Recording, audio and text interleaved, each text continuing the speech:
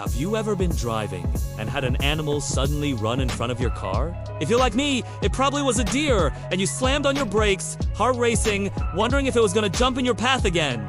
But what if it wasn't just any animal? What if it was God using an animal to get your attention? Well, that's exactly what happened to a man named Balaam, and it's all recorded in the Bible. Let me tell you how it went down. So, this guy Balaam, he's a prophet, but also kind of a stubborn mule. Get it? Because he's a donkey. Okay, moving on. So God told Balaam to go see this guy Balaam. He was the king of a nearby nation, and he wanted some advice from Balaam. You know, like a life coach or something. So Balaam is like, great, I'm on my way. But not really, because he's totally walking behind his donkey. Like, literally, the animal is leading him. So they on their way to meet Balak when all of a sudden an angel of the Lord stands in their path.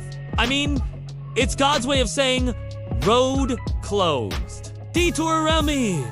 But since Balaam couldn't see the angel, he just kept walking his donkey right towards him. And then something crazy happened. The donkey, she turned aside 3 times. So there they are, walking along, and the donkey turns aside, and Balaam's like, whoa, why did you do that? But the donkey just keeps on going. Then, moments later, bam! The donkey turns aside again. And Balaam's like, seriously?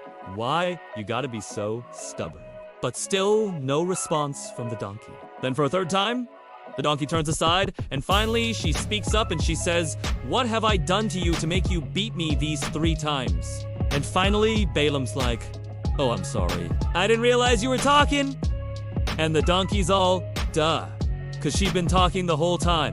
But the reason the donkey spoke up is because God spoke to her and told her to talk, and he said, speak to him, oh donkey, because this Balaam is a stubborn man, and he does not listen to my words so that I may have a chance to bless him. But Balaam, he still doesn't get it. Like, even after the talking donkey, he still thinks he's going to see King Balak, so they continue on until God intervenes again, this time through a flaming bush.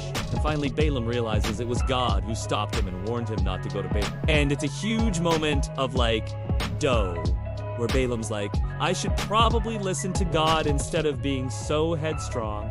And that's why we have the talking donkey to thank for getting through to him. So the next time you see an animal, maybe pause for a moment and ask yourself, is this a talking donkey sent from God to give me a message? Because if it is, I don't want to miss it. Oh, and one more thing. If you want to see more videos like this, hit that subscribe button because Ivy got plenty more stories about talking animals and other crazy stuff that you will only find here. So join our growing family and I'll catch you in the next video.